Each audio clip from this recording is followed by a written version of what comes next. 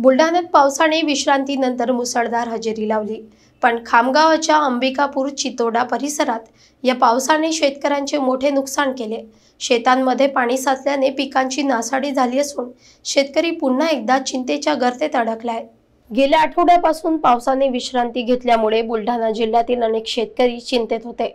उन्हामुळे पिके सुकू लागली होती, मात्र कालपासून खामगाव तालुक्यात पावसाने पुन्हा मुसळधार हजेरी लावली। विशेषतः अंबिकापूर चितोडा परिसरात झालेल्या अतिवृष्टीमुळे संपूर्ण शेतामध्ये पाणी साचलं असून काही ठिकाणी शेतीचं रूप तलावासारखं दिसून आलं आहे। कापूस, सोयाबीन, तूर अशा प्रमुख पिकांचे मोठ्या प्रमाणावर नुकसान झाले असून शेतकरी वर्ग आधीच खतांच्या दरवाढीमुळे आणि पीक विम्याच्या अनिश्चिततेमुळे अडचणीत होता। आता या पावसाच्या झडपटीने त्यांना मोठा आर्थिक फटका बसण्याची शक्यता आहे।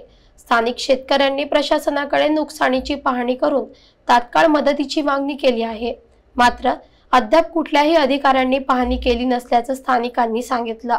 पावसाचं प्रमाण वाढल्यास या भागात आणखी नुकसान होण्याची शक्यता व्यक्त होत आहे। जिल्हा प्रशासनाकडून अद्याप कुठलीही अधिकृत मदत किंवा पंचनाम्यांची प्रक्रिया सुरू झालेली नाही, त्यामुळे शेतकऱ्यांमध्ये प्रचंड असंतोष आणि चिंता आहे।